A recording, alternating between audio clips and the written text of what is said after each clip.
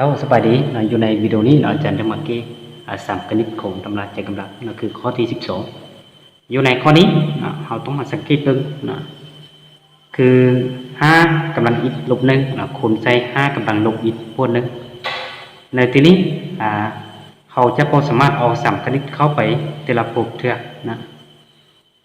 กระชั้นในที่นี้เราต้องคำนวณส่งวงเล็บเข้ากันแล้วจึงคำนวณต่อไป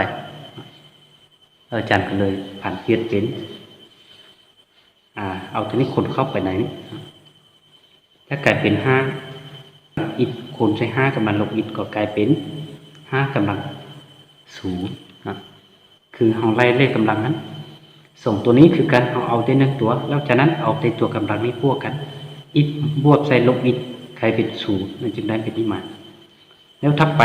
เอา5กำลังอิฐคูณ1ก็ออกเป็น5กำลังอิฐนะจากนี้จึงนำเอาลบ1หรือว่าเอา1นี้คูณเขาตัวนี้กับตัวนี้ลบคูณเขาบวกนี้กลายเป็นลบมา1คูณใส่5กำลังลบอิฐจะกลายเป็น5กำลังลบอิฐลบคูณเขาบวกกลายเป็นลบแล้ว1คูณเขา1กลายเป็น1แล้วเราจะได้คืออยู่ในวงเล็บนี้5กำลัง0คือเท่า1เราสังเกตเท่า1ไปนี้แล้วบวกใส่5กำลังอิฐลบ5กำลังลบอิฐลบใส่1เขียนไว้คือเก่าก็ได้จากนี้เห็นบ่1กับลบ1นี้คือเท่า0หรือว่าหมดไปนะก็สั้นอยู่ในวงเล็บนี้หนึ่งเหลือเพียงได้5กำลังอิฐลบใส่5กำลังลบอิฐนะเวลานี้เราจึงนำเอาสามคณิตเข้าไปพจน์ที่1พจน์ที่2นะจะได้สามคณิตของ5กำลังอิฐ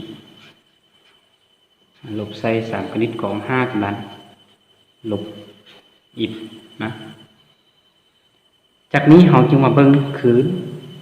เกี่ยวกับสูตรการคิดไล่สามคณิตนะคืออยู่ในสูตรตัวที่2ที่อาจารย์ได้เขียนมาอยู่ในที่นี้ถ้าเป็นแบบนี้เราจึงได้เป็น a u ส่วนให้ลบในเปของ a เราบวกใส่ตัว c กระชั้นเราต้องมาเบิ่งว่าบทเลขเรานี่มันเข้ากับสูตรเลยบ่ถ้าตัวใดที่บ่เข้าสูตรเราต้องผ่านเป็นมันเข้าสูตรแล้วจิตแทนเข้าไปถ้าเข้าสูตรแล้วมันจะเปลี่ยนได้แบบแทนเข้าไปเลยนะคือเราสังเกตสามคณิตตัวที่1คือตัวนี้อันเป็นอันที่1นะเราจะได้คืออิฐคือกันคือยู่ต้องคือกันนะกระชั้นมันเข้ากับสูตรแล้วฉะนั้นเราเปลี่ยนได้ว่าแทนทำสูตรไป a ของเราคือ5นะยู่ในตัวเปลี่ยนของเขาหรือว่าสูตรเป็นยู่แต่บทเกของเราในบทเลขนี้เป็นอิฐเราต้องใส่อิฐนะส่วนให้ลบในเปของ a แต่บทเลขของเราตัวเลขของเราคือเลข5ใส่เลข5ใส่บวกตัวคุณค่าที่ว่าสามคณิตอันที่1เราจะบวกตัวคุณค่าด้วยนะฉะนั้นเรามาไล่สามคณิตบทที่2หรือว่าอันที่2เราจึงได้คือตัวนี้มันยังบวกเข้าสู้แต่เขาทุกปัดเป็นเขาเหมือนเข้าสู้นะเพราะว่าตัวกำลังเป็นลบอิฐนะเราจึงเปลี่ยนเป็น5กำลังลบอิฐเปลี่ยนเป็นลบอิฐเป็นที่ใส่หลังนี้ยิ่งต้องเป็นลบอิฐนะวันนี้เป็นลบอิฐคือกันก็คือเราใส่ลบเม็ดนี้ไปเราคำนวณผลตำราของลบอิฐคือเท่าลบ1ก็ฉะนั้นลบ1นี่เราต้องเอามาคูณใส่ตัวนั้นนี่ก็มีคนหมายว่าเราคูณลบ1เนาะคูณต้องใส่ลบ1ใส่นี้ต้องใส่ลบใส่นี้เพื่อไปคูณใส่ลบนี้มันจึงออกเป็นคำจึงออกเป็นค่าบวกมานะก็ฉะนั้นลบอยู่นี่แล้วลบมาคูณอีกลบมันจะกลายเป็นบวกเลยอยู่ในจุดนี้นะมันก็มีคนใหม่ว่าลบ1มาคูณใส่ลบบนที่อาจารย์เขียนเลยทีนี้มันกลายเป็นบวกมาเมื่อเวลาเราผ่านเปลี่ยนนั้นแบบนี้เราจึงเอาบทที่1หรือว่าเอาอันที่1เขียนมาคือเก้าลบ1เป็นของ5แล้วมันไล่สามคณิตตัวที่2อินตามสูตรตัวที่2คือเก้า จะได้เป็น5กำลังลบอิฐส่วนนั้น